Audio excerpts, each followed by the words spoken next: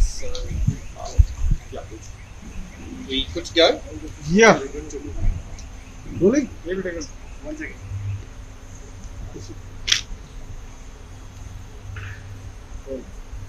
Yes, sir. So it's a very special day here at the Australian High Commission as we welcome Professor Arnold Dix from the extraordinary events of the last couple of weeks. We in Australia are enormously proud of this man who has played an important role in a vital rescue.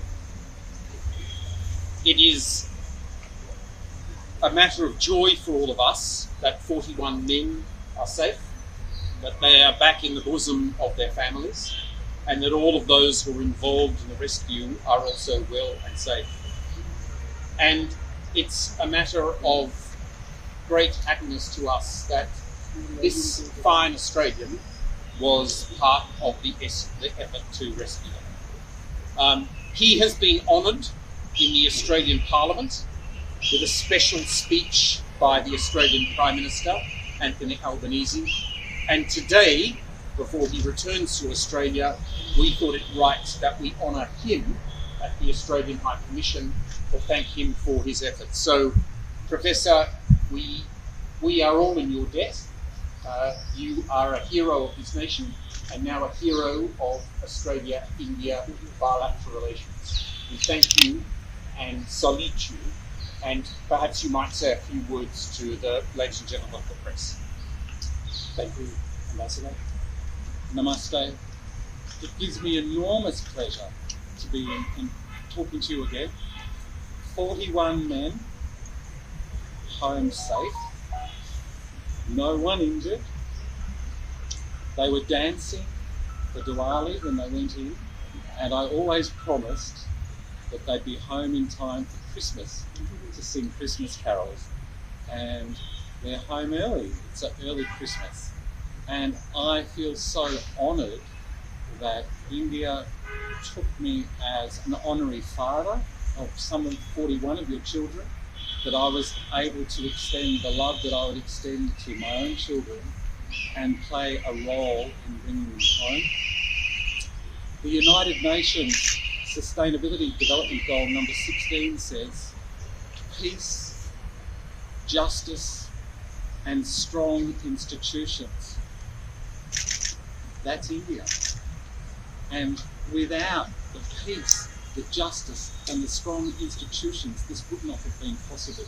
I have never in my career seen such a wonderful coordination between a federal government, state government, rescue agencies, the military, private entities, and volunteers.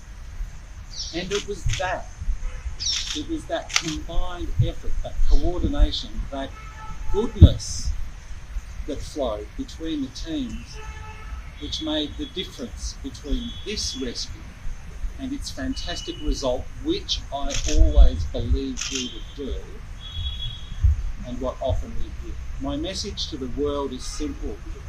You have just witnessed what good people do. You've just witnessed how good people can work together to achieve a noble outcome. You've just seen how good hearts can do the impossible. Please let that be the message around the world. This is a beacon of how good people, nice people, help each other, look after each other's children, and do great things. I'm very honoured to be here. Thank you for my morning tea. Thanks very much, Professor. Now, we've got a few minutes before I need to get the Professor into the car. Are there any questions? Arnold, what was the toughest point in the entire rescue? Because you were there, I was also there when the entire operation was going on. And at a certain point in time, it felt that the American organization will be able to get through. So, any tough points that you would want to remember right now? Look, it was constantly difficult because what we weren't talking about, what we weren't sharing, was the minute by minute, second by second data that we were analysing on what the mountain was doing. And what we were doing was we were watching the mountain looking like it was going to collapse, back on the side where we were performing the rescue. And in fact, the LiDAR drone operators here at this function, you might want to ask him about this. So we could see the mountain moving, and we'd also got the visual information from where the miners were, showing that it was collapsing there as well. So the toughest thing for us was to remain cool and not to rush, because we knew that if we acted without consideration, we could have triggered a second major landslide, jeopardising not only the 41 people on the other side, but all of us. This really was a rescue mission being conducted on tiptoes. And so when I would come and speak to you and I'd say, I'm confident, because I had a great feeling about it, that wasn't because this was easy. No, this is actually the hardest mission I've ever done. That was because I was confident with the way we were valuing life, the way we were all coordinating, the way everyone was getting on with the job, we could work through this. But it was seriously dangerous situation on both sides, not just for the workers, all of us rescue people as well. Sir, we saw your visuals of going to the temple nearby. How much that gave you strength? And secondly, what message or lessons are learned that these incidences are not repeated again? Two, I think, different questions. Firstly, the question you asked about the temple. Before I arrived here, I knew that this region was the most sacred area for the Hindu people. And I also knew that the purpose of this tunnel was to allow pilgrims to go between the sacred temples, the four sacred temples. So for me, there was no doubt at all that this mission, a mission to rescue these tunnelers, had an epic dimension to it. We've got a mountain that I thought was unhappy, and there was a spiritual dimension to this, and this was part of it. But that didn't detract from the technical difficulty.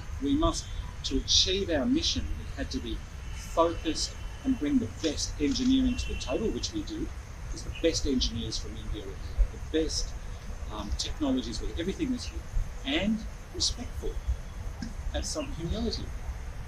It's a Himalayan mountain. I mean, it doesn't get any bigger than that. So humility and sensitivity and harmony with the mountain for doing the rescue. And then your second. My question was on what are the lessons learned so that there are no such repetition of incidences like these? I think the big lesson to be learned here is to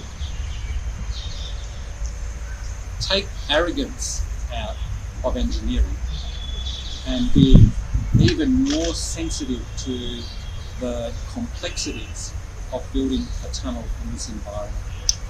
And I have no doubt, none, like zero, just like I knew that all 41 men were coming home, also zero doubt that we can build really mighty fine tunnels through this very sensitive environment. And we have to, because with climate change and with the threats of storm frequencies changing, what have you, we need safe connections in those mountains. So I'm absolutely convinced we can do it. The lesson is less arrogance, learn from these lessons, and a little more softly. Listen. You may have seen when I would go in there, I would put my hand in the rock and just listen to the mountain, see what it's talking to me. Is it happy, is it unhappy? You're going to have a bad day, you're going to have a good day. Just some sensitivity to the enormity of these mountains. Asking this question, which couldn't be answered at that point in time, but what do you think caused that accident? Because as you were mentioning, it's a vulnerable mountain range terrain. You have mentioned about at length during the entire operation. So what caused that entire accident, because of which 40 workers were trapped there for 17 days? No, it's a really good question. I haven't done a forensic investigation. From an engineering point of view, the support class that we use, the support approach that we use, failed. And I don't know why exactly it failed, but I do know it had failed before. So there's something happening in that mountain we need to understand better. And I'm actually confident once we understand it better, is you can resolve it. But it's the failure of the support class, or the actual support that is put in place. The crown you were saying, right? Yeah, so in a tunnel, if you imagine the mountain is so huge, we can't hold a mountain up. No possibility. So to make a tunnel safe, we need a special shape and we need a special way of supporting it. And somehow that shape, or somehow the support that was needed, failed. And yeah, so that's... So I need to get the professor to the airport. Thank you all very much for your time. And once again, thank you so much, Professor, for doing such an extraordinary thing for India and for gracing us with your presence here today. Thank you very much. And to the press, thank you for being kind to me out on site. And I've never experienced anything quite like that before. And you could probably tell, like, I didn't really know. And I really appreciated the courtesy that you gave me when I spoke with you.